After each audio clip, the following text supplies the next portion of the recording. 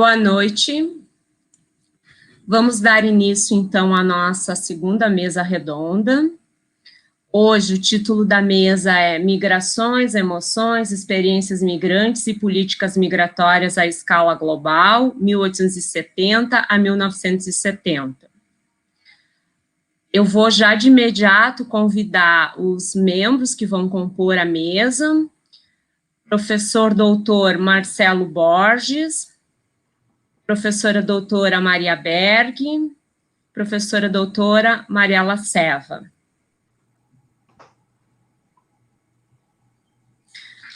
Muito obrigado por terem aceitado participar do evento. Reforço os meus agradecimentos à Mariela, amiga, que já há muito tempo tem desenvolvido trabalhos com a gente aqui na Unicinos, já participou das edições anteriores do evento, e dou as boas-vindas para o professor Marcelo e para a Maria Berg, que é a primeira vez que participam do evento. Sejam bem-vindos a essa atividade. Eu farei uma breve apresentação do currículo dos três e já passarei a palavra para o primeiro, que é o professor Marcelo Borges, que vai começar, então, vai abrir os trabalhos da mesa. O professor Marcelo Borges é formado em História e atua em Dixon College, na Pensilvânia. É autor do livro Correntes de Ouro, Imigração Portuguesa para a Argentina em Perspectiva Regional e Transnacional, de 2018. No mês passado, saiu já uma versão em espanhol deste mesmo livro, né, foi publicado por uma editora na Argentina, mas este livro também foi publicado em 2009 em inglês. Acredito que seja isso. É autor de estudos sobre história das migrações, práticas epistolares em contextos migratórios e emoções. Publicou também recentemente, junto com Sônia Cancian, o livro Paisagens da Emoção, traduzi aqui, Amor, Gênero e Migração.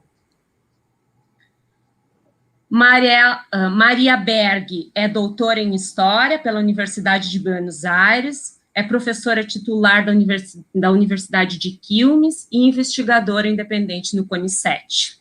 Vem trabalhando com a temática das experiências migratórias europeias na América Meridional já há bastante tempo, seus trabalhos são bastante conhecidos aqui no Rio Grande do Sul. Seus últimos trabalhos exploram a relação entre migração e emoções, e são eles Laços Rotos, La Inmigración, El Matrimonio y las Emociones en la Argentina de los séculos XIX e XX, 2019, essa publicação. Uma versão também em inglês desse livro será publicada agora em 2021. Mariela Seva é doutora em História, investigadora no CONICET, professora na Universidade Nacional de Luján, professora e diretora do doutorado em História da UCA, Pontifícia Universidade Católica da Argentina. A Mariela é especialista em História da Imigração, História das Empresas na Argentina e na área da preservação do patrimônio histórico. É autora de diversos artigos e livros. Destaco aqui o livro intitulado Empresas, Trabalho e Imigração na Argentina, de 2010. Passo, então, já de imediato, a palavra para o professor Marcelo Borges. Muito obrigado. Obrigado, boa noite a todos e todas. Vou agora falar em espanhol, posso voltar para o português nas perguntas. En primer lugar, quiero agradecer a los organizadores, a Mayra Vendrame por la invitación, a Alexandre Carlsburg por la disponibilidad en la organización del evento, y a Mariela Seva por hacer todo esto posible. También a los participantes del evento en general y a la audiencia que nos acompañan esta noche. Estamos muy honrados de formar parte de este seminario en tan destacada compañía. Con María, hoy vamos a compartir algunos aspectos de un trabajo en curso que estudia la dinámica emocional de las migraciones en dos áreas principales: la experiencia de los migrantes y la recepción de los inmigrantes y sus manifestaciones políticas. Este análisis, centrado en las migraciones laborales desde una perspectiva histórica amplia, que empieza en 1870 y llega hasta nuestros días, combina escalas micro y macro analíticas y adopta una perspectiva contextual amplia que involucra lo local, nacional y sus interconexiones translocales y transnacionales. Desde la perspectiva de observación micro, que predomina en el tratamiento de la migración entendida como una experiencia emocional, seguimos itinerarios migratorios individuales y familiares en una multiplicidad de contextos interconectados que involucran tanto a los migrantes como a quienes permanecieron en los lugares de origen. Y por su parte, en el análisis de las políticas migratorias y de las perspectivas del inmigrante en la sociedad de destino, ampliamos la escala de análisis para revelar cómo una constelación de emociones más o menos estables a través del tiempo, aunque con significados variables según el lugar y la época, fueron cruciales para reforzar la unidad nacional y para instrumentar criterios de selección étnica. Aunque esta segunda parte del trabajo reposa en gran medida en el Estado-Nación como unidad de análisis, el deslizamiento hacia una mirada global permite advertir cómo ciertas emociones, tales como el miedo, odio, asco, etc., orientadas a grupos migratorios específicos, trascendían las fronteras de la nación, conectando sociedades que, a pesar de sus ostensibles diferencias históricas y políticas, configuraron verdaderas comunidades epistémicas y emocionales transnacionales. Los inmigrantes no permanecieron pasivos frente a regímenes excluyentes, a políticas restrictivas y a prácticas diseñadas para marginalizarlos o excluirlos, que en ocasiones se manifestaron de manera violenta. Por el contrario, tanto a nivel individual como colectivo, los inmigrantes echaron mano a una variedad de estrategias que fueron de la resistencia a un ajuste creativo a situaciones políticas, ideológicas y culturales cambiantes. Estas estrategias tuvieron manifestaciones emocionales diversas que dependieron de los contextos culturales e históricos y que incluyeron tanto la adaptación a regímenes emocionales dominantes como la construcción de manifestaciones emocionales alternativas en torno a afinidades étnicas, ideológicas y de clase. El análisis de estas estrategias no está incluido en esta presentación, pero forma parte del diseño global de este proyecto en el que estamos trabajando. En él proponemos un marco interpretativo que combina conceptos y perspectivas de análisis de la historia de la migración y de la historia de las emociones, y que se sostiene en estudios históricos y de otras disciplinas afines sobre experiencias migratorias, históricas y contemporáneas. Comenzando por la primera parte, que es la que voy a cubrir durante mi parte de la presentación, es evidente que existe una diversidad de manifestaciones de la dimensión emocional de la migración que se asocian a una amplia gama de sentimientos.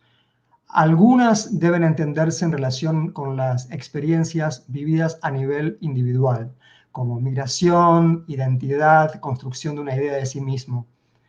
Otras manifestaciones son relacionales y se ven cuando se consideran la migración en conexión con las relaciones familiares y con otras relaciones sociales que contribuyen a la decisión de partir, a los lazos que se mantienen con el hogar y con los nuevos lazos que se forjan en los lugares de asentamiento.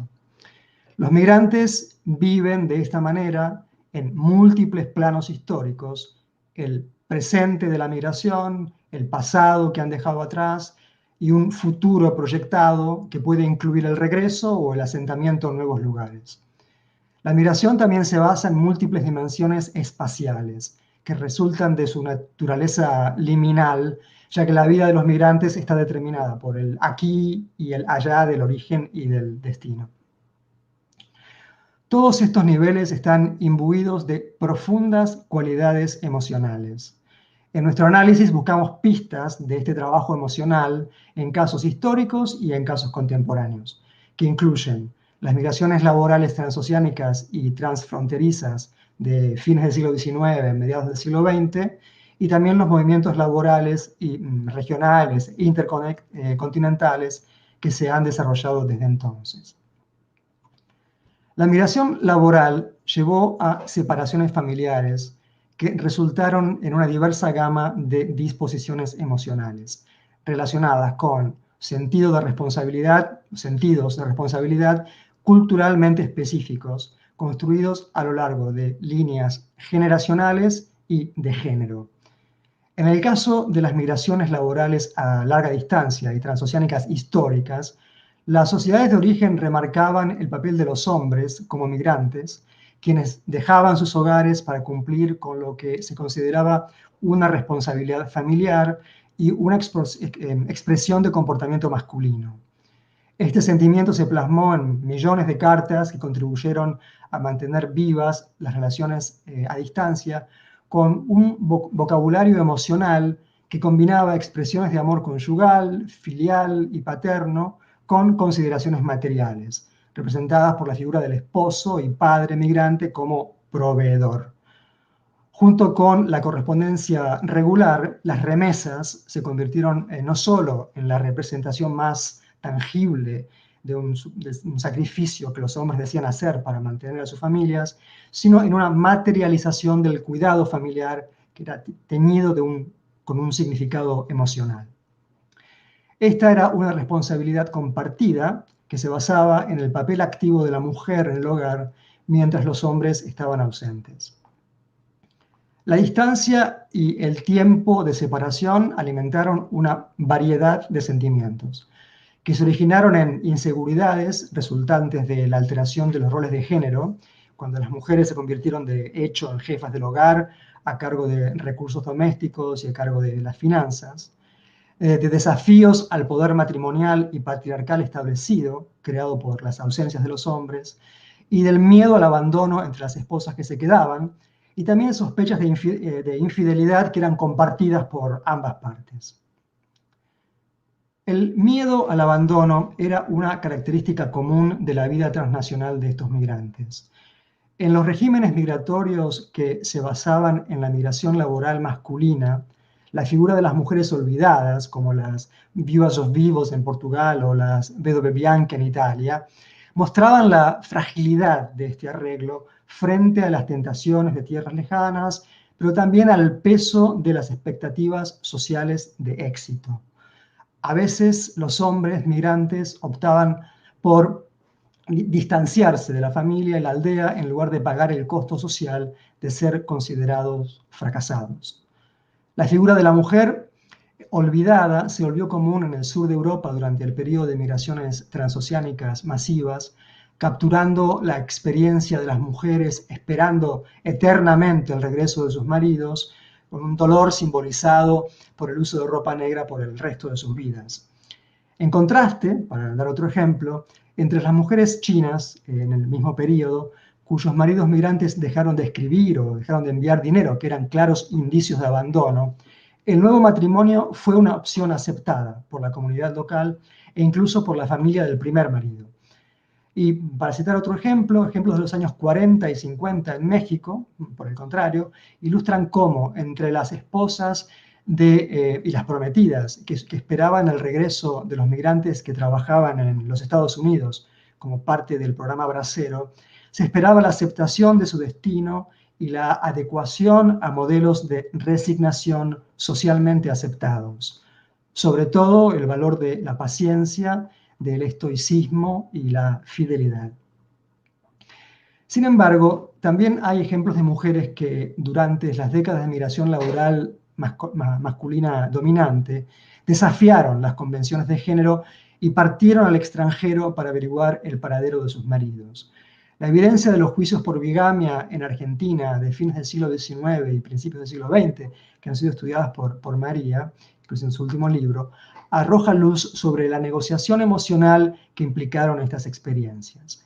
Las historias de los bígamos y sus cónyuges traicionadas ilustran cómo las emociones invadieron las relaciones transnacionales y cómo los múltiples significados del amor y sus mutaciones en sentimientos menos positivos también contribuyeron a dar forma a la experiencia de la migración.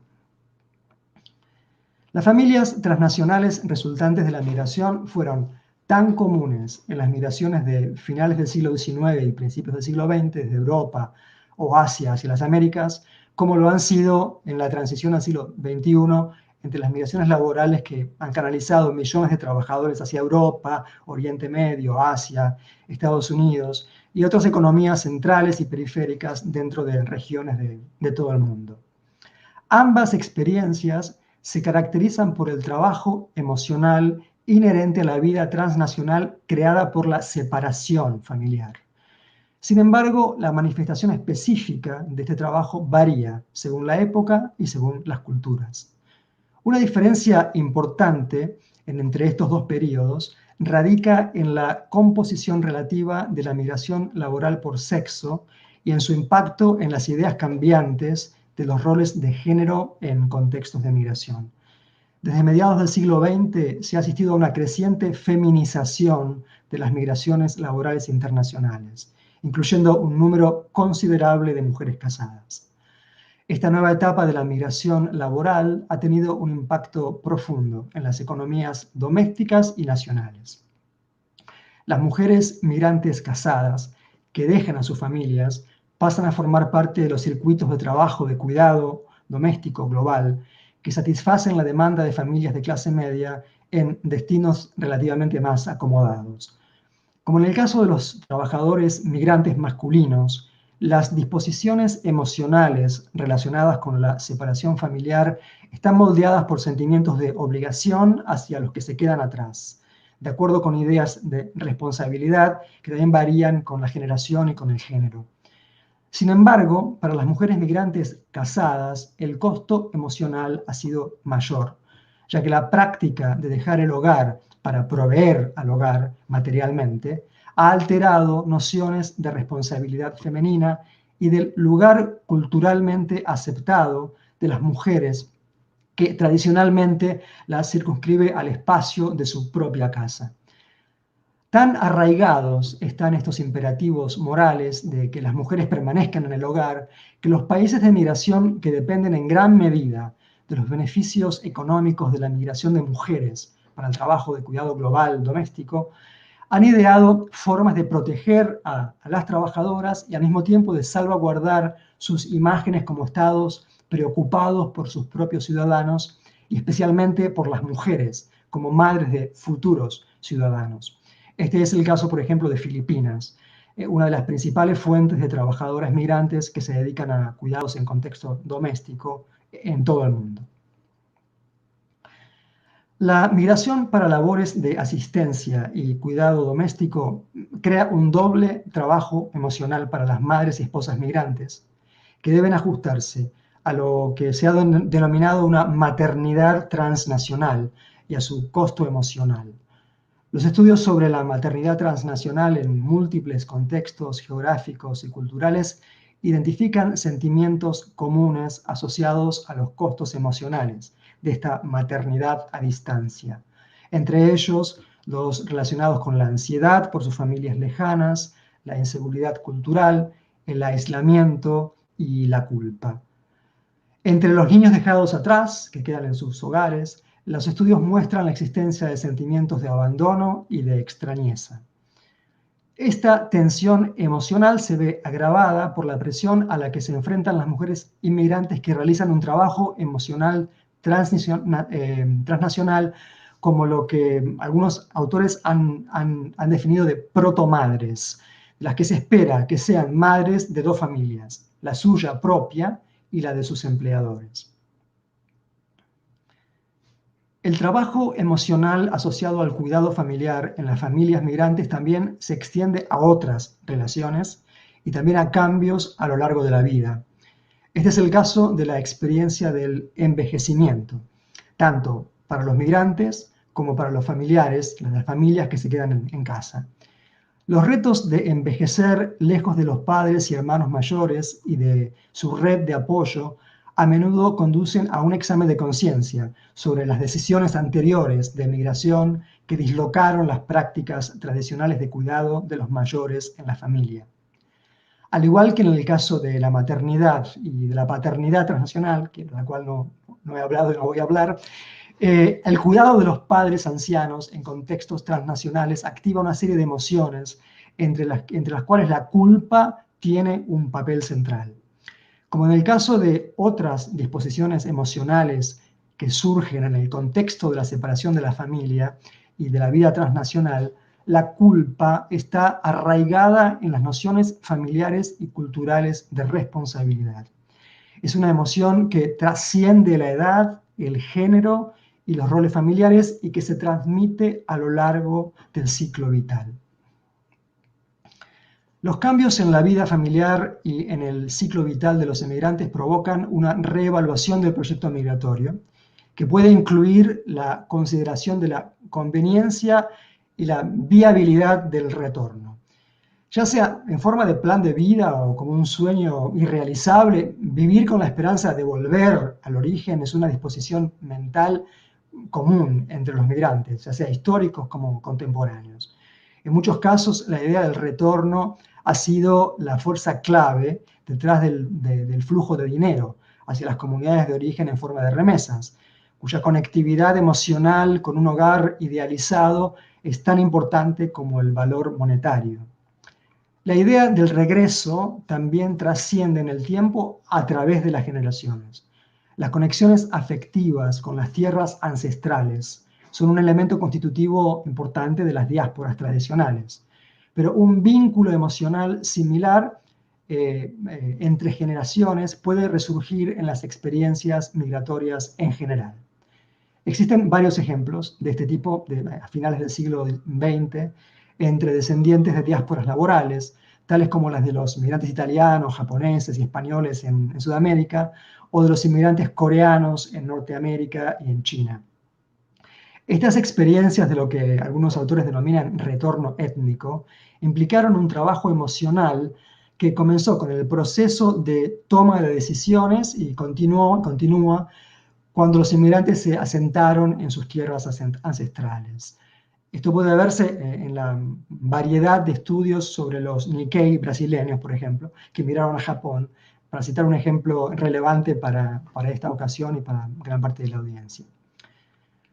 La naturaleza y la experiencia de la nostalgia añaden una importante dimensión a la comprensión del trabajo emocional de los inmigrantes a lo largo de su vida. Desde el momento de la partida, los emigrantes se embarcan en un proceso de construcción de sí mismos que se basa en una evaluación de sus experiencias, comparando el antes y el ahora, el aquí y el allá. Esta evaluación es fundamental para las experiencias de vidas como migrantes y conduce a una serie de actitudes y reacciones emocionales en las que a su vez influye. Entre los migrantes, las expresiones de nostalgia surgen como resultado de la ruptura causada por la migración y del intento de crear un sentido de continuidad en un contexto de cambio.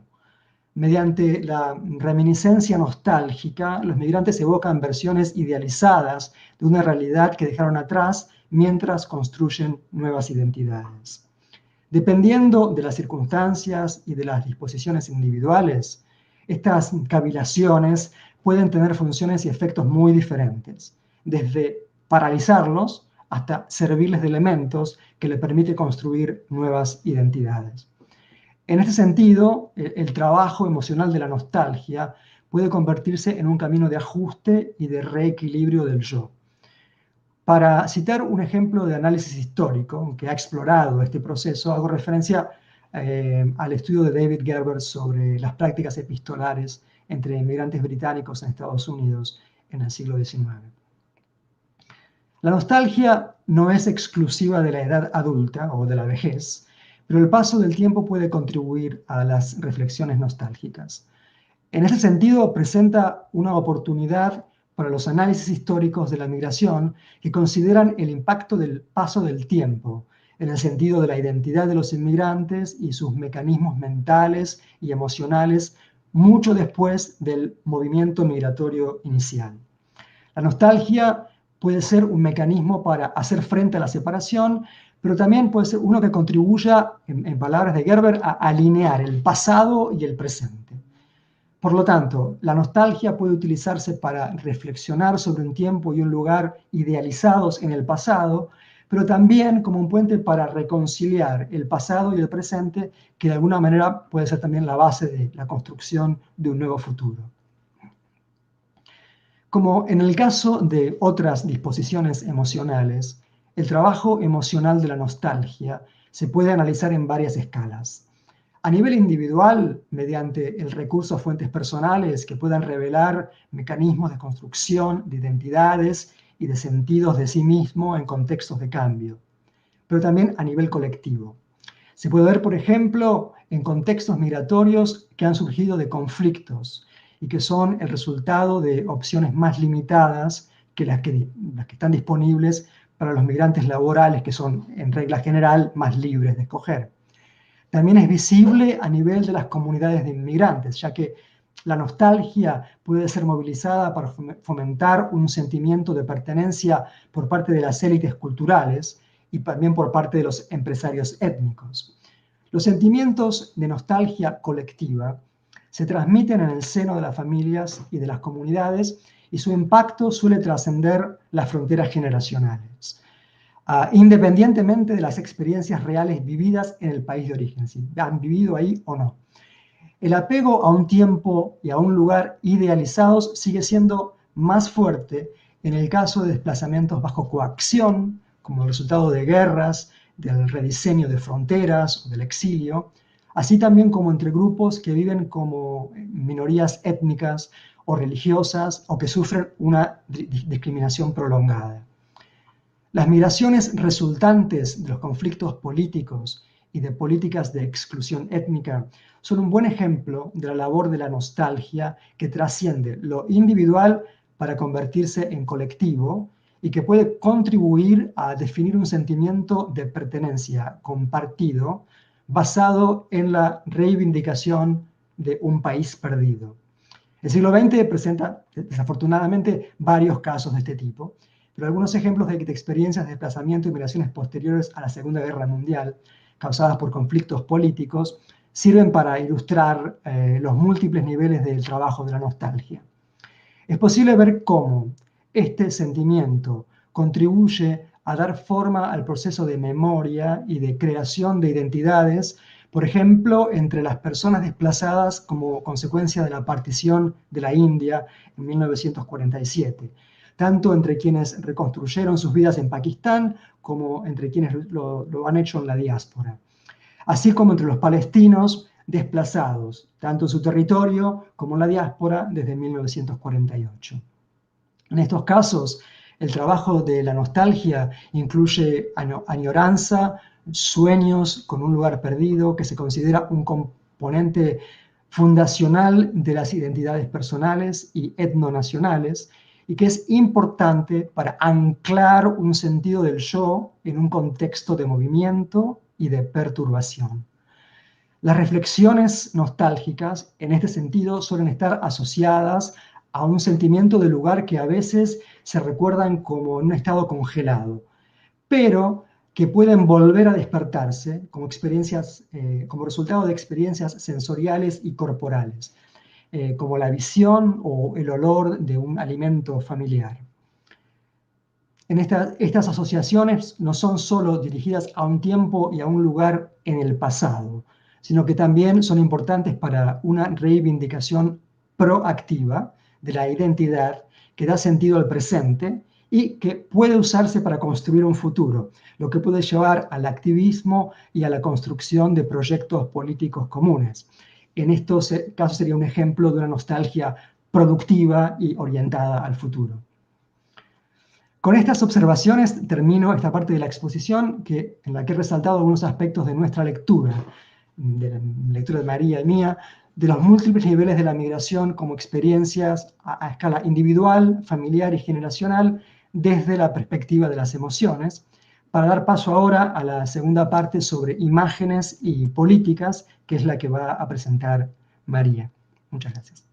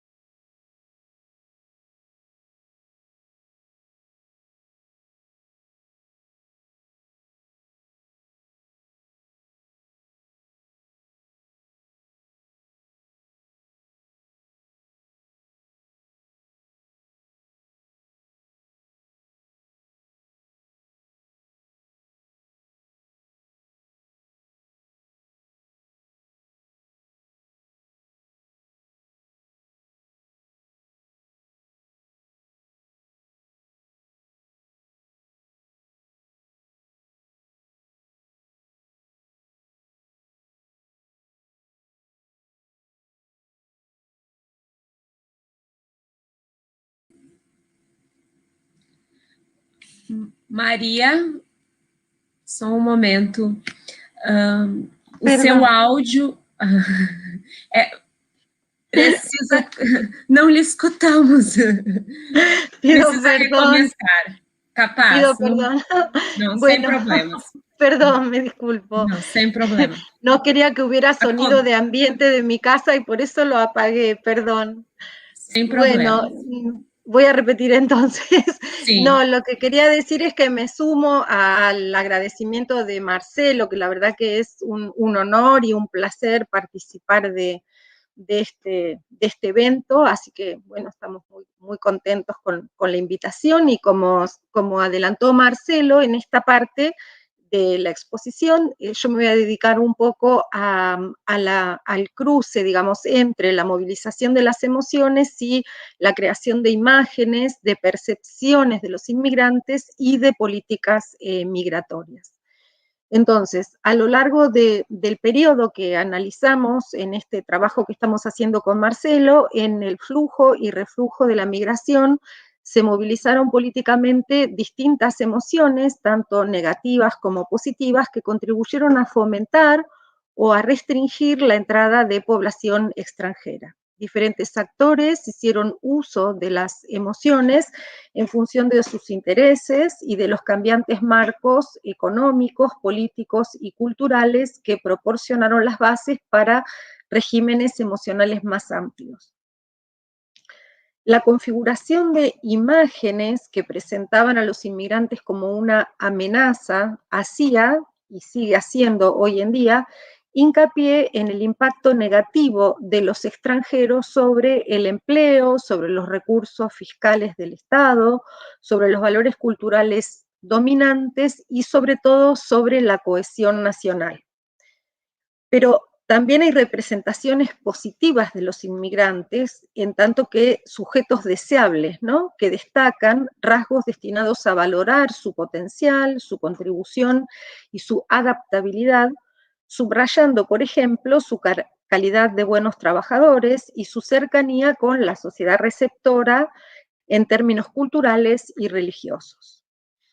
Como la llegada de los inmigrantes claramente suponía un reto crucial para la unidad cultural de los países receptores de población, las sociedades utilizaron un repertorio de símbolos y rituales nacionales para incorporarlos o, si consideraban que esos inmigrantes eran inasimilables, para rotularlos como forasteros.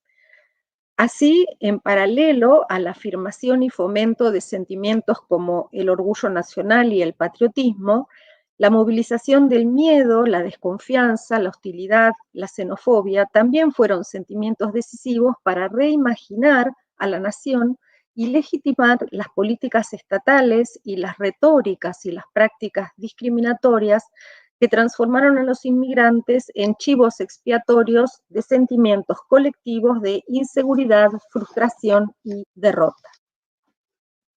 La manipulación emocional a través de narrativas políticas que oponen el yo nacional a un otro étnico o racializado, fue crucial en el proceso de construcción de la nación en las sociedades de inmigración. Un ejemplo que resulta elocuente de esto es el caso de los Estados Unidos, Canadá, Australia y Nueva Zelanda entre finales del siglo XIX y los años posteriores a la Primera Guerra Mundial. Aunque esas sociedades se presentaban entonces como países de inmigración o como países de inmigrantes, esto no resultaba contradictorio con su aspiración a asegurar su condición de naciones blancas, acogiendo preferentemente a los europeos del norte y restringiendo el acceso de los asiáticos. La emocionalización política de la migración sirvió para legitimar las restricciones contra un colectivo extranjero, concretamente contra los inmigrantes chinos, que ponía en peligro la integridad de estas naciones que habían sido en su mayoría dominios británicos. La ansiedad de la población blanca fue exacerbada por la retórica racista de las autoridades, de los líderes sindicales, de los medios de prensa, que presentaban a los trabajadores chinos como forasteros repulsivos, con hábitos sucios, que infringían el dominio de las clases trabajadoras blancas al quitarles no solo los empleos y los negocios, sino también sus propias mujeres, ¿no? Dando curso a una mixtura de uniones interétnicas que terminaría por debilitar a la raza blanca. El peligro amarillo, como se conoció a esa ola de miedo, era un conjunto de ideas y prácticas canalizadas a través de publicaciones, pero también de legislación y de cultura popular que circularon por todo el Pacífico, atravesando fronteras nacionales y dando forma a una comunidad epistémica y emocional cuyas prescripciones normativas y reglas de exhibición de los sentimientos permitían o legitimaban la expresión de emociones como el asco, el desprecio y el odio hacia quienes eran percibidos como inasimilables al ideal de la nación blanca. Pero ese odio a los inmigrantes chinos, paradójicamente, trascendió los límites de los países anglosajones y se extendió por el Pacífico hacia México, donde la discriminación y la hostilidad se intensificaron, en particular durante los años de la Revolución Mexicana. Buscando remodelar la identidad nacional, los revolucionarios redibujaron la frontera entre blancos e indígenas y entre nativos y extranjeros, recurriendo a la retórica del repudio a los privilegios que los mexicanos blancos y los inmigrantes habían gozado durante el tiempo del porfiriato. Los revolucionarios impulsaron a la población a abrazar la ideología del mestizaje, que resultó en una nueva y restrictiva noción de raza basada en la reivindicación de los derechos de los mexicanos de color, que habían sido sometidos por el racismo de los blancos. Paradójicamente, el Estado Revolucionario Mexicano proclamaba el antirracismo y al mismo tiempo expresaba una abierta discriminación contra las minorías raciales y nacionales. Un antiguo sentimiento popular antiasiático que se remontaba a la llegada de las primeras oleadas de inmigrantes chinos a las costas del Pacífico mexicano en el siglo XIX, convergió en tiempos de la Revolución con la xenofobia populista y reivindicativa de los revolucionarios. La masacre de jornaleros chinos en 1911, la prohibición de la inmigración china a Sonora en 1916 y luego la extensión de esta prohibición a nivel del gobierno federal a partir de 1921, o las deportaciones y expulsiones ilegales de principios de los años 30 son algunos de los tristes hitos de la xenofobia desplegada por los revolucionarios mexicanos. Buscando infundir sentimientos negativos en la sociedad local, el activismo antiamarillo presentaba a los chinos como sujetos biológicamente indeseables, portadores de enfermedades infecciosas y contagiosas, y de un olor corporal antinatural que transformaba al asco en un sentimiento crucial para promover y popularizar la ideología antichina de la Revolución Mexicana. La reacción negativa hacia los cuerpos no blancos también ha estado relacionada históricamente con experiencias de expansión imperial y dominación colonial, que proporcionaban el guión para narrativas de superioridad cultural. En Europa, esta dinámica es visible en la tensión entre la necesidad de, por un lado, atraer a trabajadores inmigrantes no europeos de territorios coloniales o de las ex colonias, y por otro, el temor a que esos inmigrantes se constituyan en una amenaza potencial contra los cimientos culturales de la sociedad receptora. En este contexto, en Francia, por ejemplo, después de la descolonización, los argelinos fueron estereotipados como una amenaza abstracta para la unidad cultural de la República Francesa. Se los describía básicamente como incivilizados, ¿no? Pero al mismo tiempo como una amenaza concreta y tangible para el cuerpo de los franceses, porque se representaba a los argelinos como abusadores de niños y mujeres y como perpetradores de toda clase de delitos violentos. Otro ejemplo elocuente de estos procesos que vinculan al colonialismo con Europa y con sentidos de superioridad cultural es lo que ocurrió en la Gran Bretaña postcolonial. La frustración, el resentimiento y la nostalgia asociados al declive nacional postcolonial alimentaron la hostilidad británica contra los inmigrantes de color de las antiguas colonias. Los debates políticos exacerbaron los sentimientos nativistas hasta alcanzar una de sus manifestaciones más extremas en la retórica del político conservador Enoch Powell, quien hizo del nativismo la piedra angular de su carrera. En un tristemente célebre discurso, muy conocido, Ríos de Sangre, pronunciado en 1968, Powell buscó, y de hecho lo logró, como lo demuestran numerosos trabajos historiográficos, avivar los sentimientos anti-extranjeros de los británicos de a pie, de la gente común y corriente, afirmando que, abro cita, los intrusos de color hacen que los ingleses nativos se sientan como extraños en su propia tierra. Cierro comillas.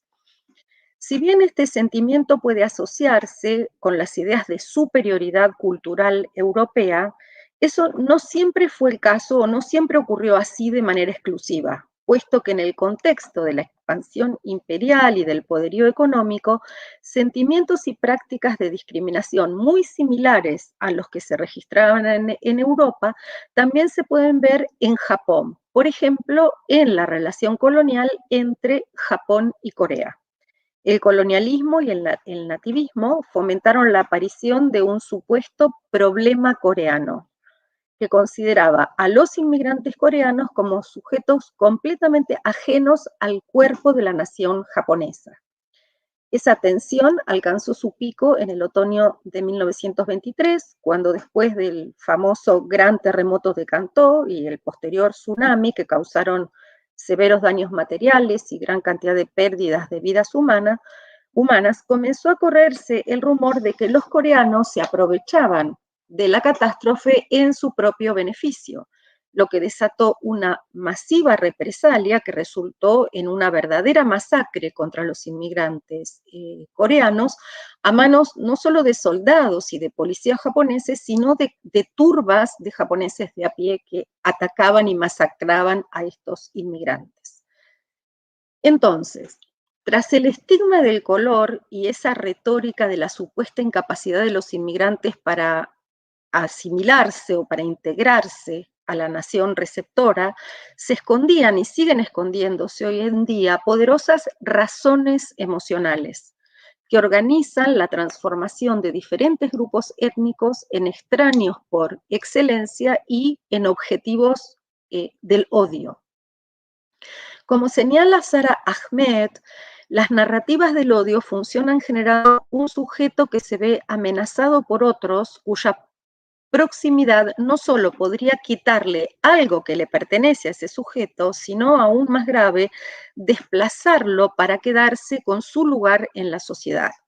Por eso Ahmed sostiene que lo que ella llama las economías del miedo implican una reescritura de la historia sostenida en la fantasía de que es el sujeto blanco el que construye la nación. Entonces, la ira alimenta las movilizaciones de los hombres blancos por miedo a un sujeto colectivo, bastante informe, por cierto, el inmigrante, ¿no es cierto?, que podría arrebatarles no solo la nación que el hombre blanco ha construido, sino también el bienestar de las generaciones futuras de esa sociedad. El hilo conductor de los diferentes ejemplos históricos del miedo al extranjero tiene claramente una naturaleza racial, pero también de género. La inmigración aparece como una amenaza que altera lo que las sociedades receptoras de inmigrantes consideran esencial para su supervivencia y para la de las siguientes generaciones, es decir, puestos de trabajo, tradiciones culturales, valores sociales compartidos. El predominio demográfico de los hombres jóvenes en las migraciones internacionales, sobre todo en las del siglo XIX y buena parte del siglo XX, ha contribuido a acrecentar ese temor. Quienes se oponen a la inmigración movilizan este sentimiento a través de asociaciones negativas tanto con las inclinaciones masculinas a la violencia como con la ansiedad creada por la presencia de un cuerpo racializado. Esto es bien ilustrado por el uso del tropo de los hombres extranjeros como depredadores sexuales que amenazan a las mujeres locales. Un tropo que ha demostrado tener una notable persistencia en diferentes contextos histórico-culturales.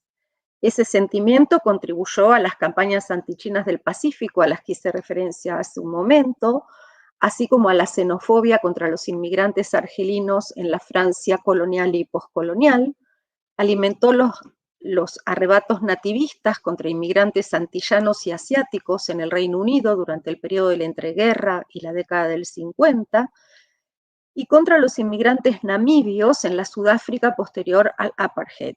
Pero también, más recientemente, movilizó a los llamamientos para asegurar las fronteras y cambiar las políticas de inmigración y asilo de Europa en las primeras décadas del nuevo milenio. Si, como afirma Sara Ahmed, la economía del miedo funciona para contener los cuerpos de los demás, es crucial definir a quiénes pertenecen esos cuerpos que generan miedo y necesitan ser controlados. Esos cuerpos ajenos que se presentan como una amenaza se construyen en el contexto de experiencias culturales e históricas amplias, globales, que sustentan la existencia de regímenes emocionales dominantes, hegemónicos. Al contemplar el pasado de una forma selectiva, la amenaza inmigrante se construye también sobre una versión de la historia de la nación elaborada por el poder que relaciona el miedo a los inmigrantes con el amor a la patria. El deseo de proteger a la propia sociedad, a la propia patria, es lo que identifica el peligro presente y potencial que suponen los inmigrantes. El miedo y el amor se refuerzan así mutuamente. En el caso de la inmigración, esta dinámica de amor y miedo establece límites a la movilidad de las personas consideradas indeseables en un esfuerzo por proteger a la propia nación, a la que por supuesto se ama. Si el amor ha puesto claramente límites a la migración y ha sido el fundamento emocional del cierre de las fronteras, ha habido casos en los que el amor también se ha encargado de abrir las puertas a los extranjeros. Estos casos han estado relacionados con sentimientos de solidaridad y de humanitarismo y con valoraciones implícitas sobre quienes merecen protección y poseen las cualidades necesarias para formar parte de la nación. En este plano, los niños han ocupado un lugar de privilegio, aunque no exclusivamente, ¿no? Aunque los discursos contra la inmigración, la búsqueda de chivos expiatorios y la xenofobia aparecen claramente como elementos de continuidad a lo largo del tiempo y de los distintos espacios geográficos que hemos ido analizando en nuestra investigación con Marcelo, la formulación de las políticas de inmigración también ha recurrido a la movilización de emociones de forma más positiva, buscando inducir apoyo público y animar a la sociedad receptora a acoger a grupos específicos, que como digo, aunque no exclusivamente, en su mayoría son niños. Por ejemplo, la evacuación de 4.000 niños del País Vasco al Reino Unido después del bombardeo aéreo de Guernica, la cálida acogida de 3.000 niños de la Guerra Civil Española en la Unión Soviética, la evacuación a Gran Bretaña de 10.000 niños judíos de la Europa nazi tras la Noche de los Cristales, y los 14.000 menores cubanos que encontraron refugio en los Estados Unidos entre el otoño de 1960 y octubre de 1962 en lo que se conoce como la Operación Peter Pan. Son ejemplos de los esfuerzos oficiales y privados para convertir al miedo y a la hostilidad de la sociedad receptora en sentimientos benévolos y humanitarios. Desde la Unión Soviética hasta los Estados Unidos, las anécdotas y las fotografías que retrataban el sufrimiento de los refugiados menores de edad fueron estrategias comunes destinadas a suscitar una respuesta favorable en la opinión pública. Aunque la implicación gubernamental en cada una de estas campañas fue, por supuesto, diferente según el caso y a la vez la experiencia de los pequeños evacuados en cada país varió, la imagen de los niños como emblemas de la inocencia y la batalla política internacional por controlar el alma y la mente de esos menores fueron los denominadores comunes a todas estas campañas. El objetivo principal era despertar, por supuesto, la compasión y la simpatía de las sociedades locales. No obstante, y esto creo que es interesante, el miedo sigue ocupando un lugar en el repertorio emocional de esas sociedades, no solo como el sentimiento al que había que subyugar o al que había que someter para lograr el apoyo popular a las políticas de refugiados, sino también como una emoción persistente que, aunque transfigurada, estaba detrás de esas expresiones de solidaridad y simpatía que los activistas esperaban despertar en la población local. Y ya para ir terminando, quisiera hacer simplemente unas breves conclusiones, lo que corresponden tanto a la exposición de Marcelo como a esta que acabo de hacer. Digamos, creo que el trabajo lo que muestra es que las emociones son parte integral de la experiencia vital de los inmigrantes y de la dinámica cultural y política, tanto de las sociedades emisoras como de las receptoras de población. A nivel individual y familiar, a lo que se refería Marcelo, las trayectorias de los inmigrantes ofrecen una imagen no solo de la dimensión subjetiva de la experiencia migratoria y del papel que las emociones desempeñan en la negociación de la vida transnacional del migrante, sino también de los cambiantes contextos sociales y políticos en los que se sienten, expresan, gestionan y transfiguran las emociones. Los inmigrantes están ligados a sus familias y a los paisajes sociales de sus mundos de origen, de sus hogares, pero también a la experiencia de adaptación en la nueva sociedad, a las nuevas pertenencias, a las nuevas lealtades e incluso a la discriminación de la que son objeto, lo que hace que para los inmigrantes la noción de hogar se vuelva una especie de centro móvil o de centro cambiante. Las emociones, la identidad y la subjetividad de los migrantes resultan cruciales en la negociación y el mantenimiento a través del tiempo y el espacio de los vínculos afectivos con el pasado, con la familia, con el hogar, pero también son cruciales a la hora de ajustar los lenguajes, los estilos y las prácticas emocionales que los inmigrantes aprendieron en sus lugares de origen a las formas de expresar y representar los sentimientos que regulan las emociones en la sociedad receptora. Se trata entonces de una gestión de las emociones, de un trabajo emocional que es claramente el desafío a nivel individual de todo inmigrante. Pero la forma de recibir y percibir a los inmigrantes en la sociedad receptora también implica o involucra trabajo emocional, porque la inmigración plantea retos a la capacidad de esa sociedad receptora para integrar la diversidad y a la vez pone a prueba los fundamentos de la comunidad imaginada de la nación. Entonces, la movilización emocional contribuye a trazar la frontera entre los nativos y los extranjeros, una constelación de sentimientos que incluye al orgullo, la lealtad y el patriotismo, fueron cruciales tanto para reforzar la unidad nacional como para instrumentar la selección étnica a través de leyes migratorias. Sin embargo, el amor a la nación es condicional y las condiciones del amor diferencian a los que pueden habitar la nación de aquellos que amenazan con arrebatarla. Esta posición dio lugar a la circulación y legitimación de oposiciones binarias, nosotros versus ellos, que conllevaron una miríada de reacciones hostiles que se acomodaban en cada momento y lugar en un espectro emocional amplio que iba del miedo al odio y de la amenaza al asco. Gracias.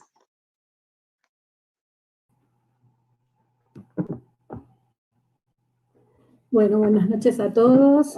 Primero quiero agradecer por la invitación a Mayra, a Alexandre y a Cristina, y destacar el enorme esfuerzo realizado para llevar a cabo este nuevo seminario en esta nueva edición, ¿no? Y también, por supuesto, agradecerles a ellos esta oportunidad de poder compartir temas que me interesan mucho con colegas muy especializados en esta cuestión, y allí va mi agradecimiento hacia María Vierge y Marcelo Borges, que aceptaron participar en esta mesa redonda. Yo voy a ser muy breve para dejar espacio al debate y al diálogo con el público.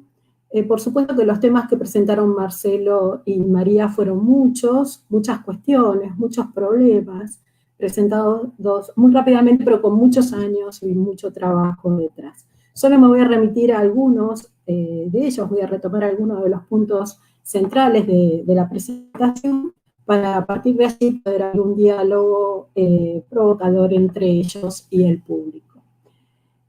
Bueno, en primer lugar, como María y Marcelo indicaron, la presentación esboza los ejes principales de un capítulo para un libro sobre historia de las emociones.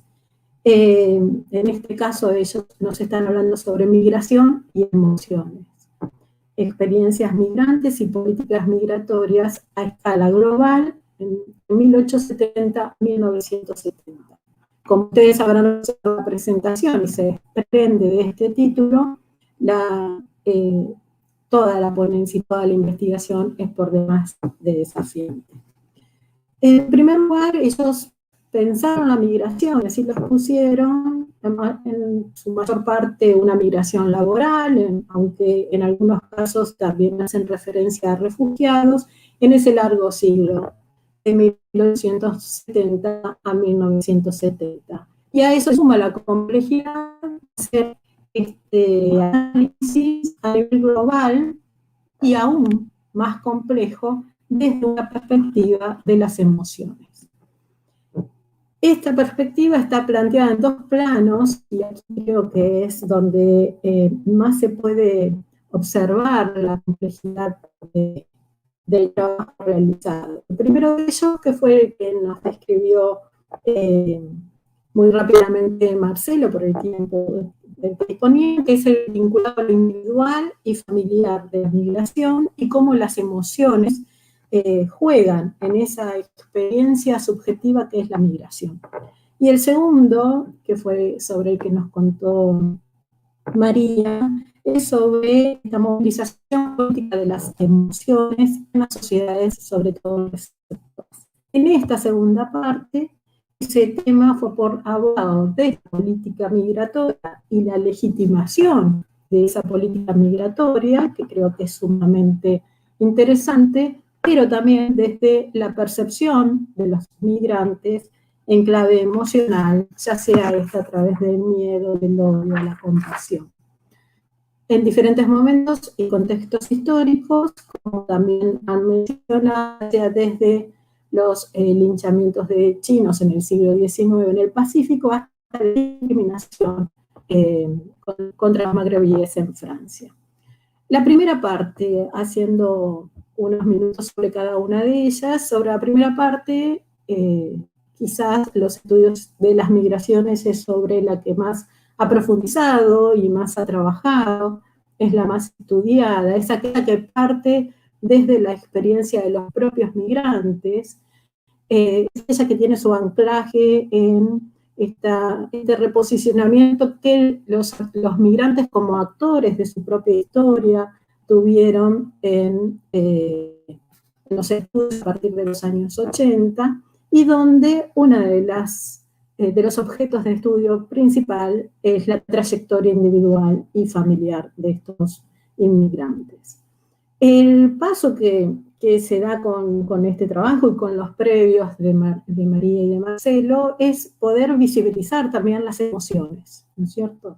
Y para poder hacer esto, los autores aprenden o entran directamente en la configuración de las experiencias biográficas de esos migrantes.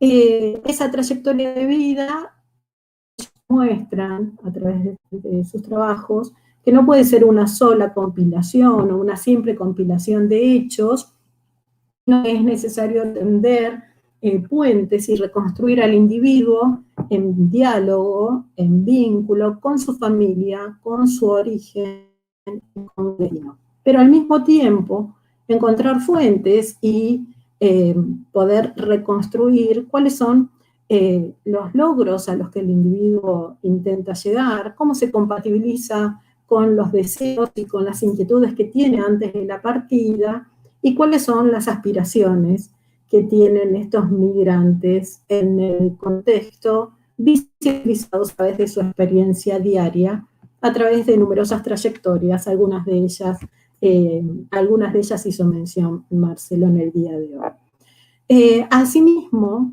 esta perspectiva desde la experiencia biográfica y al mismo tiempo comparada con otras, identificando algunos de los elementos que las caracterizan, tiene su anclaje o trata de reconstruir la cotidianeidad de estos inmigrantes. Y justamente en la reconstrucción de esa cotidianeidad, lo que se observa es que ese inmigrante no está aislado, no está desprotegido, sino que está inmerso en un conjunto de relaciones de diferente intensidad y de diverso grado de afinidad y de cercanía. Está inmerso, como justamente en la mesa de ayer, en la mesa redonda de ayer se comentaba, en esas redes sociales, ¿cierto?, de diferente naturaleza. En ese sentido, la experiencia personal individual resulta estrictamente vinculada a la dimensión de la experiencia familiar, pero también a la experiencia del grupo de pertenencia y de referencia de estos migrantes. Justamente, como señalan María y Marcelo, esa articulación entre lo individual y lo social, lo que termina dibujando una trama, como si fuera una gran tela de araña, sobre la que es posible ingresar y analizar la familia de origen y también la memoria que sobre esa historia familiar sus miembros fueron construyendo. Lo interesante del acercamiento de María y de Marcelo es hacer esto desde las emociones, desde aquellos elementos o aquellas fuentes que nos permitan esta reconstrucción de esa memoria, de esa trayectoria y de esa biografía desde lo emocional. Luego dejaremos que ellos aborden y amplíen a través de qué fuentes pueden acercarse a este tema. En ese acercamiento, un rol fundamental entonces lo desempeñan las sensaciones y las emociones. Algunos autores han dicho que son lo que permiten reconstruir, deben ser emociones fuertes y precisas. Marcelo y María mencionaron varias de ellas: el odio, el fracaso, el miedo, ¿no?, la infidelidad. Son expresiones que, lejos de constituirse como irracionales o ser simples datos de una vida social, permiten mostrar el papel que ellas tienen, y esto justamente es lo que enfatizaba María en su última parte de la presentación, cómo ellas pueden ser o tienen el creador de las comunidades. En el caso de los inmigrantes, esas emociones son como las propias trayectorias migratorias. Es decir, incluyen una temporalidad diferente, como su trayectoria. Un tiempo en lo dejado atrás, un tiempo en el presente y un tiempo en el futuro, como mencionaba Marcelo, pensando quizás en ese retorno. Pero también incluyen un espacio disperso: la tierra de origen, la tierra en la que están, que posiblemente sea de tránsito, y la tierra del destino. Sin embargo, a pesar de parecer dos polos o tres partes, son todas partes de una misma historia engarzada por la continua e inacabada construcción de su memoria individual y familiar, y por la continua aparición de elementos que los conectan a otras historias semejantes en otros destinos diversos. En la construcción que hay de esas trayectorias propias de los migrantes, aparecen fragmentos de ese pasado en origen, pero también nuevas experiencias que remiten a ese contexto específico, a esa adaptación, a ese ajuste del que María y Marcelo nos comentaban. Ese contexto específico los redefine, y en esa redefinición las emociones juegan un rol central a través de los diversos ejemplos que nos fueron mostrando. Esta complejidad de estas trayectorias se ven acentuadas en estas reconstrucciones a través de poder percibir esos restos de esas emociones. Está claro por los estudios de los autores y por numerosos estudios realizados sobre migraciones, que el migrante está inserto en ese cruce de múltiples direcciones, hacia ese pasado, hacia el presente, hacia el futuro. Y también está claro que hay muchas memorias, muchas de esas memorias compartidas, muchas superpuestas, productos de interacciones múltiples, encuadradas en aquello que la mayoría de los autores utilizan sobre marcos sociales. Allí lo colectivo de la memoria es el entretejido de tradiciones y de memorias individuales en diálogo con otros, en estado de flujo constante, con alguna organización social y con alguna estructura dada por códigos compartidos. Aquí justamente creo que es donde se engarza el segundo plano que presentan María y Marcelo. Esto es la percepción de los inmigrantes y la política migratoria. María describió muy claramente ese contexto de consolidación de los estados-nación, cómo esto llevó a este incremento de los movimientos poblacionales, pero sobre todo cómo estos estados-nación crearon marcos legales para los puntos de salida y de entrada, para seleccionar, para aceptar, para adaptar a estos inmigrantes y también para crear jerarquías de género y deseabilidad étnico-racial. Pero al mismo tiempo estos migrantes, y yo creo que esto es uno de los grandes aportes de este trabajo, tratan de negociar una nueva arquitectura emocional. Creo que esta definición o esta utilización de esta nueva arquitectura emocional aporta mucho a la comprensión del fenómeno migratorio. Es decir, aquel espacio en el que los migrantes gestionan su propio devenir y logran gestionar sus emociones en torno a un apego a una patria de origen y una lealtad hacia los nuevos, y así con numerosos elementos que hacen a su trayectoria. Aquí creo que en este accionar de parte de los estados-nación frente a este extranjero que primero era deseado y después va a ser indeseado, se entra en el tema que está menos estudiado. No desde el punto de vista del Estado y de la política migratoria en sí, sino que yo creo que esto que María y Marcelo proponen en torno a la manipulación emocional de los estados a través de narrativas políticas y simultáneamente la acción emocional o las emociones y las propias narrativas generacionales de los migrantes como un colchón para amortiguar esas políticas migratorias, es un tema muy poco estudiado y casi no abordado. Es decir, mostrar o profundizar en la forma en la que los inmigrantes fueron recibidos y percibidos también implicaba ese trabajo emocional, esa reconstrucción que ellos hacen a través de diferentes pasos muestran cómo esta historia de las emociones es un camino como para profundizar.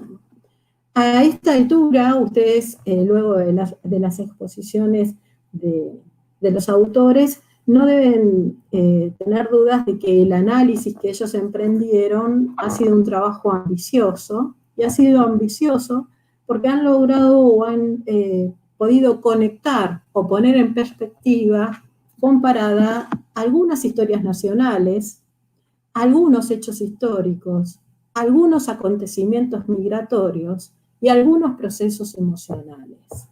Es decir, que el trabajo de lo que se trata es de abrir de par en par las ventanas, como se ha dicho, o de ver y pensar ampliamente. El esfuerzo requiere claramente la multidisciplinariedad a partir de tres elementos, creo. Por un lado, la biografía, por otro, la historia comparada, y por otro, la escala global. Pero ello implica fundamentalmente desplazar aquellos compartimentos nacionales, restituir a los objetos históricos la pluralidad de contextos y de lazos transnacionales, palabra muy utilizada en el texto de María y de Marcelo. Ahora bien, a partir de esta mirada aparece un nuevo campo, ¿sí? ¿Qué pasa con el método? Y allí van algunas de las preguntas sobre las que quería ver si podían ampliar, ¿no? Este campo nuevo, esta perspectiva, claramente es la historia de las emociones. Esta historia de las emociones que viene desarrollándose ya de hace algunos años, menos en Latinoamérica, puso nuevas preguntas y nuevas lecturas. Y también nuevas fuentes, nuevas formas de leer fuentes que ya hemos usado. Aquí una primera pregunta entonces sería, ¿cuál es el marco metodológico para el estudio de la migración a través de la perspectiva de la historia de las migraciones? ¿Cómo se da la relación entre el término intereses que se utiliza para este trabajo y la posible relación entre este y la noción de estrategia? ¿Cómo se mide la emoción? ¿Cuáles son los tipos de emociones? ¿Cuáles los costos emocionales? ¿Cómo poder medir los costos emocionales? ¿Cuánto ayuda para la reconstrucción histórica la identificación de las palabras que representan emociones y cómo identificarlas a lo largo del tiempo? ¿Qué decir o qué pueden decirnos, contarnos de la parquedad de las fuentes para estudiar las emociones de los migrantes, pero sobre todo para estudiar las narrativas emocionales de los estados? Por último, pues son todas cuestiones que nos van surgiendo a todos, cómo profundizar, identificar o abordar la diferencia entre lo que determinada palabra significa emocionalmente. Muchas han sido mencionadas por ustedes: ira, odio, miedo, vergüenza, fracaso, y lo que el inmigrante realmente experimentaba en distintos contextos y en diferente tiempo histórico. Como, por último, ¿cuáles fueron los principales problemas que en un acercamiento tan complejo como el que ustedes están presentando encontraron desde el punto de vista metodológico? ¿Cuál sería, si ustedes tuviesen que sintetizar, la principal traba metodológica que encontraron en esta investigación? No sigo, tengo varias preguntas más para realizar, pero no quiero quitarle tiempo al público. Les agradezco nuevamente la presentación, me parece sumamente rica, muy estimulante y un excelente trabajo. Muchas gracias. Obrigada, Mariela. Obrigada aos três componentes da mesa, as falas foram muito interessantes. Passamos já para... A Mariela lançou 4 questões, ou 4 ou 5 questionamentos, né, para a Maria e para o Marcelo. Se vocês quiserem responder, aí depois eu passo para o público. No sé, ¿querés empezar vos, Marcelo? ¿Querés que empiece yo? No sé. Empezá, María, por favor. A mí una se me perdió Bueno. en el audio. Bueno, más o menos, de manera un poco general. Gracias, Sí, Mariela, general. por tu comentario, por tu lectura tan minuciosa. Muchas gracias.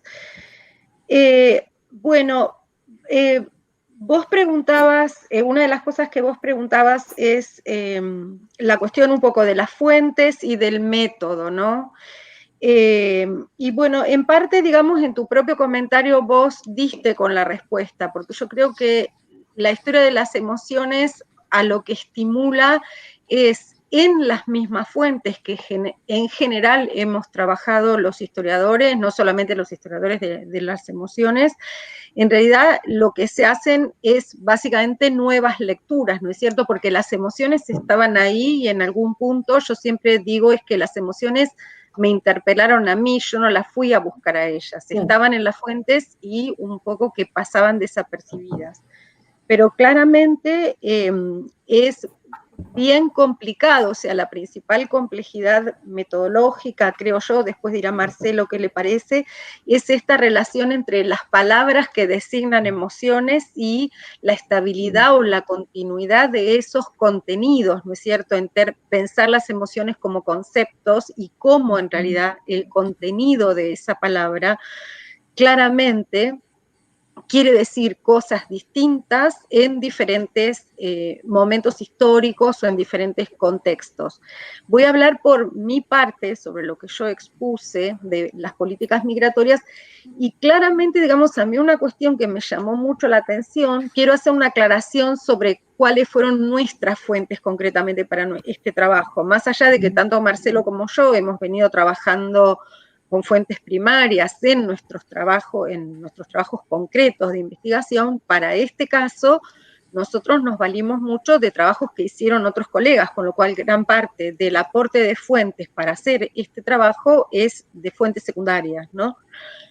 Pero de todos modos, lo que yo encontré en mi parte, en la cuestión de las políticas migratorias y de las imágenes y las percepciones de los inmigrantes, a mí me sorprendió mucho que eran 3 o 4 emociones, ¿sí?, que se mantenían en términos de nombres, pero no claramente de contenido, a través del tiempo. O sea, por ejemplo, el tema del miedo, del inmigrante como amenaza, el tema del odio, el tema del asco, por ahí es el que más me llamó la atención y que estaba muy referenciado en el caso de los inmigrantes chinos, y el tema del amor en esta clave de amor a la patria, de la que hablaba, ¿no?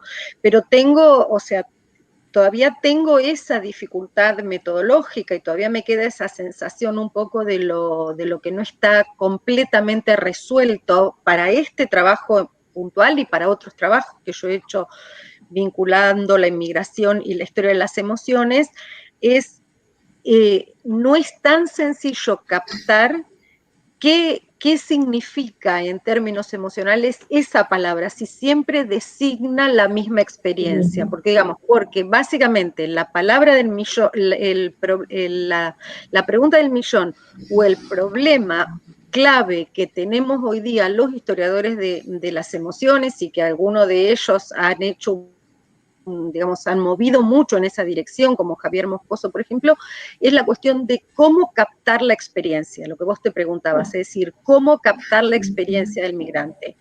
En algún sentido, creo que cuando uno trabaja en el nivel micro, en el nivel individual o familiar que trabajó Marcelo, o que yo he trabajado en mi último libro, entiendo que no es que uno alcanza a llegar a la reconstrucción de la experiencia, pero la impresión es que uno está más cerca. Ahora, cuando se trata de esta movilización emocional, que es claramente una movilización de las emociones con enclave política para legitimar legislaciones migratorias, discriminación, xenofobia, etcétera, ahí, digamos, la distancia entre la emoción expresada y la experiencia, a mí como historiadora se me escapa bastante. Tengo que decir que eso es lo que yo siento de mayor debilidad en mi trabajo en general, como que es, digamos, el gran desafío metodológico, ¿no? Disculpame, Marcelo, que me extendí tanto. No, perfecto. No, continúo entonces con ese punto porque coincido totalmente que es una de las claves que Mariela dio en el clavo justamente con eso, ¿no? Que es el asunto de las palabras, de los conceptos y de las que aparecen, de las que se dicen, pero sobre todo de cuál es el contexto, cuál puede ser el significado. Y ahí, bueno, ahí en ese sentido, perfecto, o sea, la cuestión de las emociones añade otro tipo de responsabilidad, pero no es una cuestión metodológica que solamente atañe a la historia de las emociones. ¿Qué quiere decir patria en el siglo XVIII? ¿Qué quiere decir patria en el siglo XXI? Está también por definirse. Hay que ir a las fuentes, hay que ver el contexto, aunque no sea un concepto emocional. Lo emocional le añade otro tipo de complicaciones. ¿Por qué? Porque nosotros, como historiadores, como humanos de hoy, pensamos que sabemos qué quiere decir, ¿no? Sentimos ciertas cosas y pensamos que es lo mismo que ellos dicen sentir o que ellas dicen sentir. Y es ahí donde aparecen las complicaciones, ¿no? De aplicar conceptos de hoy a una palabra, un entendimiento de lo que un concepto puede significar hoy, a una palabra de carácter emocional que vemos en una fuente del siglo XIX o de principios del siglo XX. Entonces, lo único que podemos no se va a resolver completamente, es primero reconocerlo, que es un límite concreto que no hay que esquivar, que no hay que ignorar, sino abrazarlo, ponerlo en el centro del análisis y hacerlo parte, ¿no? Parte de la limitación. Y otro, como cualquier otro nivel de análisis histórico, es contexto, contexto, contexto, contexto, ¿no? O sea, tratar en la mayor medida posible de ver otro tipo, ver el contexto más general, ¿no? Qué producciones culturales a nivel de literatura, cultural en el término más general, ¿no? Sociales, qué historias se cuentan en ese momento, en los cuales ese tipo de palabras también se usan y cómo se usan. Y bueno, por ese tipo de interpolación, tratar de acercarse a alguna idea. Después está también el problema de la clase, ¿no? Porque cómo usaba una palabra X, un literato, y cómo la usaba una persona que juntaba dos palabras para poder comunicarse con su primo, su mujer, en Europa, en este caso, en las cartas, también es muy diferente. Bueno, pero contexto. Pero lo principal es que es un límite concreto. Lo otro es tratar de entender el lenguaje, la narrativa de la fuente que sea, analizando esas palabras en esa propia, no solo en el contexto general, sino en el contexto de esa narrativa específica. En el caso de María, bueno, el contexto legal, por ejemplo, del último libro, ¿no? de los juicios de bigamia y de otros juicios de abuso doméstico y de abuso de las mujeres casadas, etc. En el caso de que últimamente estoy estudiando la cuestión de la narrativa epistolar. Tratar también de entenderlas en ese contexto, ¿no? En el contexto de la narrativa más general de la fuente que sea. Pero es un límite muy, muy concreto. Y paro ahí. El problema, ¿cómo diría? El problema más general es el de la empatía. Bob Boris, que es uno de las personas más reconocidas en cuanto a estudio de historia de las emociones, dice, se le puede permitir al historiador que tenga empatía con su sujeto, pero por favor, no lo dice exactamente así, ¿no? Pero no lo repita, no lo hagan, hágalo una vez y nada más, ¿no? Algo así, hay que como resistir esa tentación, él dice. No todo el mundo coincide con eso, ¿no? Pero esa idea de que porque vemos una palabra que se usa hoy, pensamos que se usa con la misma intensidad, con el mismo sentido, es algo en contra de lo cual tenemos que batallar. Paro ahí por eso. Tenía algo para decir del planteamiento general, que es una de las preguntas que vos tenías, en el marco general, pero paro ahí porque hablé mucho. Gracias. Obrigada. Nós temos uma questão aqui que eu acho que tem a ver com esse marco mais geral. Eu vou ler ela. Marcelo e Maria realizam análises das migrações e seus resultados, principalmente entre as mulheres em escala global, porque citou casos portugueses, chineses, das Filipinas, etc. Você fez alguma pesquisa com grupos étnicos específicos e depois foi buscar em fontes secundárias para basear suas afirmações? Pergunto isso porque fiquei realmente impressionado com as tuas conclusões sobre as emoções de grupos que migram e como essa imigração afetou a vida de homens, mulheres e famílias, independente da etnia. Me parece que alguns estudos com temas específicos podem ser generalizados. Essa é uma pergunta do Alexandre. Um comentário e uma pergunta. Esse tempo. Vocês conseguiram entender? Sim. Sim, sim. sim.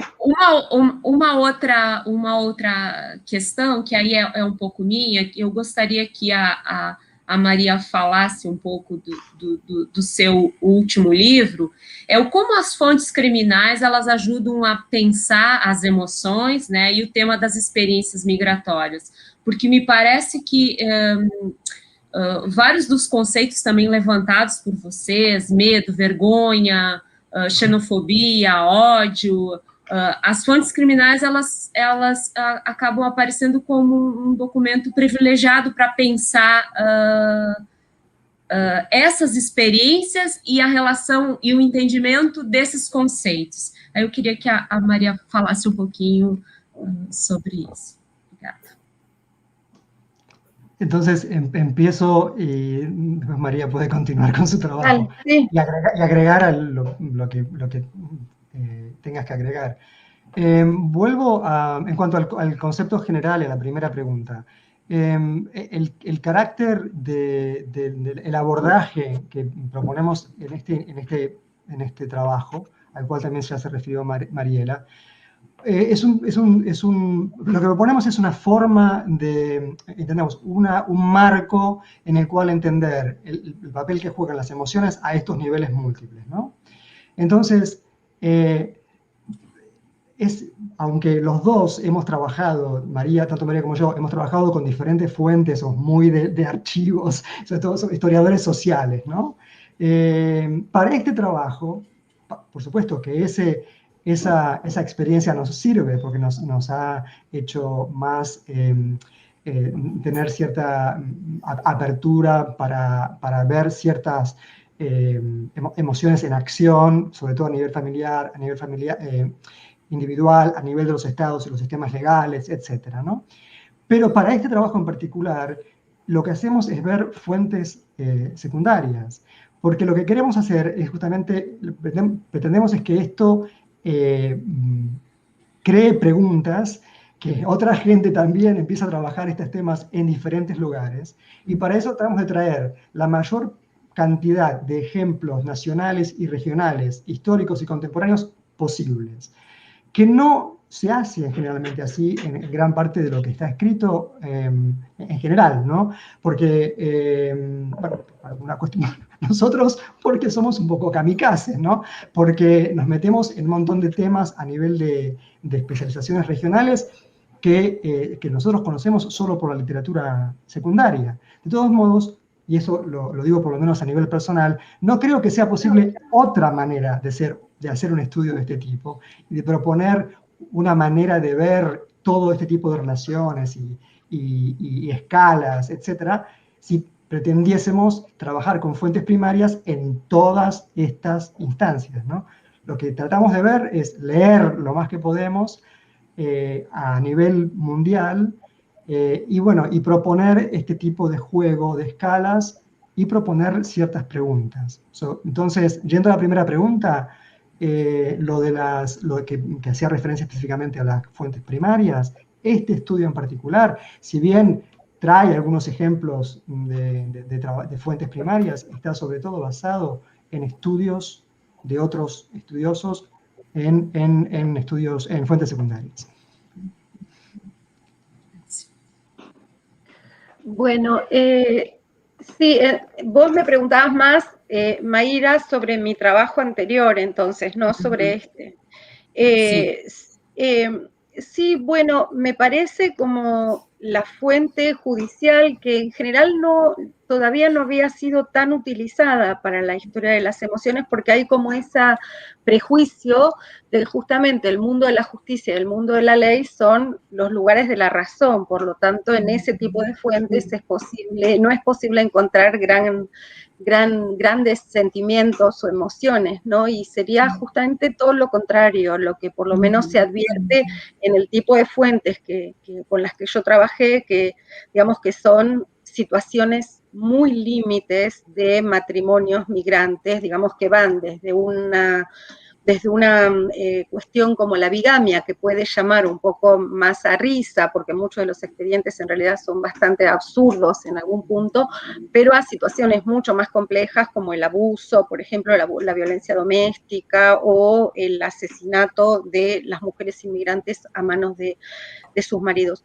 Y creo que la ventaja que tiene la fuente judicial en este caso, para estudiar el caso de la migración, es no solamente, digamos, el gran contenido emocional, digamos, la densidad del lenguaje emocional que paradójicamente uno encuentra en fuentes de esta naturaleza, sino porque allí, digamos, están muy claras cuáles son las prescripciones emocionales, es decir, cuáles son las normas que regulan la expresión de las emociones. Entonces, el inmigrante o la inmigrante como extranjero, que además tampoco tiene un comando o un manejo muy fluido de la lengua, tiene que hacer ahí en el escenario, en la arena judicial, todo un proceso de adaptación, ¿no? Ahí se ve como en acción, por lo menos una parte del proceso de gestión de las emociones para adaptarla a las prescripciones de expresión y experiencia emocional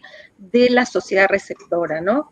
Ahí, por supuesto, también hay cuestiones que están muy mediadas como el género, ¿no es cierto? En muchos casos eran mujeres que denunciaban a sus esposos o por bígamos o por abusadores, y, digamos, el mundo de la justicia es un mundo eminentemente masculino, entonces hay una cuestión muy fuerte de género y de cómo se gestiona en términos de género las emociones, y también está muy claramente la cuestión de la clase, ¿no es cierto? Porque todos estos inmigrantes, fueran mujeres o varones, eran todos de los sectores populares y tienen que ir a hacer frente a representantes del Estado que pertenecen a las clases altas, a las clases letradas, a las clases ilustradas.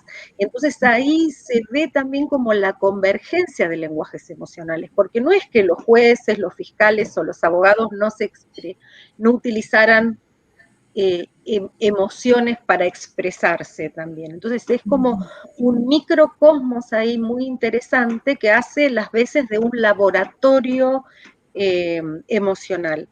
Pero claro, son fuentes áridas, ¿no? Y son fuentes que requieren de una lectura muy atenta, porque no es que las emociones están en el primer plano del lenguaje, porque claramente, digamos, la justicia trataba de presentarse como un espacio al que le eran ajenas las emociones, como el espacio de las decisiones racionales, ¿no es cierto? Pero son fuentes áridas, pero leídas con cierto entrenamiento, cierto cuidado.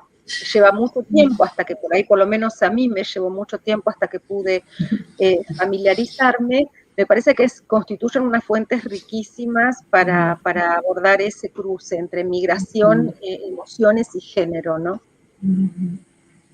Perfeito. Obrigada. Tem mais duas perguntas, eu farei essas duas e depois a gente encerra, porque essas atividades online, elas acabam sendo bastante cansativas, tá? Então, as últimas duas perguntas do público. Marcos Witt, meu colega aqui na Unicinos, ele pergunta: ao ouvir os palestrantes, pergunto se eles se aproximaram da área da saúde, inclusive da psicologia, para pensar as emoções. A outra pergunta, Leiliane, é para o Marcelo.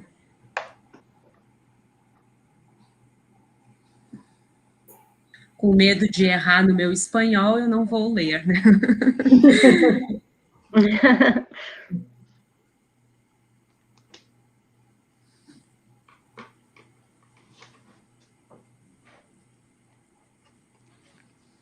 Ok.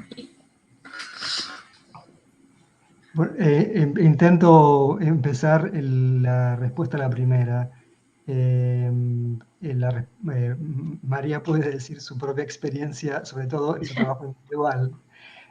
Para este trabajo conjunto, no. Y para mi trabajo específico individual, tampoco. Tomamos las emociones desde el punto de vista... o sea, hay diferentes maneras de tomar los debates corrientes de las historias de las emociones, pero como una manifestación biocultural, ¿no? Como algo que, sí, hay ciertas cosas que están en el cuerpo de cada persona, pero que el entorno hace que ciertas cosas se manifiesten de alguna manera, se llamen de alguna manera, se las llame de alguna manera. Entonces estudiamos en ese sentido más social, de construcción social o biosocial. De todos modos, en alguna de la literatura que hemos leído para este trabajo, sobre todo cuando se trata de análisis de migraciones contemporáneas, sí se utilizan algunos conceptos de la psicología, por supuesto que los hemos leído, pero no necesariamente los hemos incorporado al trabajo en sí. Una cosa que me viene a la mente ahora como ejemplo, que mencioné al pasar, el caso de los niños que se dejan en los lugares de origen, cuando las madres, ahora, ¿no? Últimamente y ahora, emigran a trabajar en el servicio doméstico o como cuidadoras domésticas.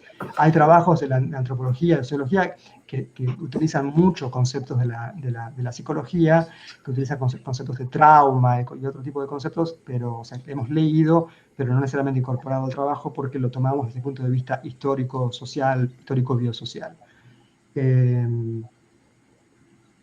María, no sé. Sí.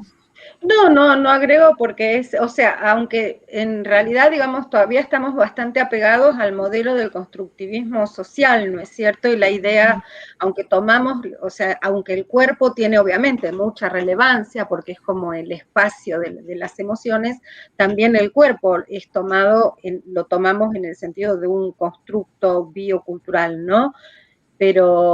Pero es cierto que hay en el campo de la historia de las emociones actualmente mucho debate respecto del agotamiento de ese modelo analítico, pero de todas maneras hay mucho debate, y un debate muy denso y en algún punto muy como muy sofisticado, pero lo cierto es que todavía casi nadie ha logrado sacar los pies de ahí, ¿no? Digamos, es muy difícil sustraerse a ese modelo interpretativo.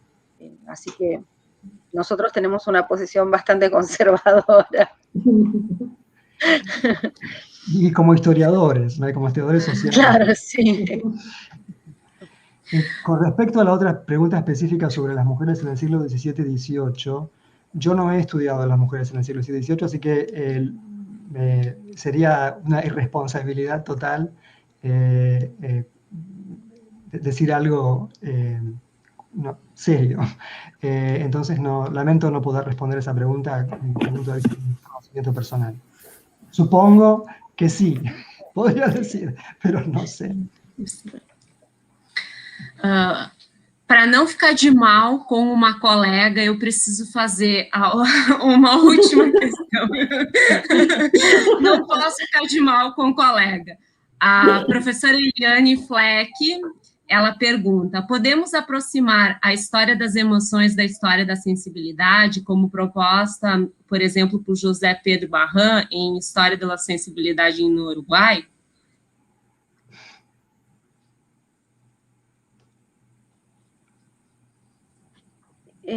Uno podría decir, sí, claramente que el trabajo de José Pedro Barran es para América Latina un antecedente en ese sentido, pero digamos, hay una distinción entre la historia de la sensibilidad y la historia de las emociones, no es exactamente lo mismo, es decir, las sensibilidades no son exactamente lo mismo que las emociones, no solamente desde el abordaje histórico de las emociones, sino en términos de la definición conceptual de sensibilidad y emoción, ¿no? Entonces, claramente, digamos, sí, uno toma ese trabajo u otros antecedentes que hay, por ejemplo, en la historia de la sensibilidad, en la historiografía francesa y demás, como parte, digamos, del largo proceso de construcción de un campo de saber que termina desembocando de algún modo en la historia de las emociones. Y entonces, haciendo un esfuerzo, uno puede tensar un hilo para pensar a esos trabajos como los pioneros en un largo camino. Pero claramente son dos abordajes distintos, el de la sensibilidad y el de las emociones. No sé, Marcelo, vos qué. No, totalmente de acordo. Então vamos encerrar, já 1h40 de live, é um tempo bastante extenso.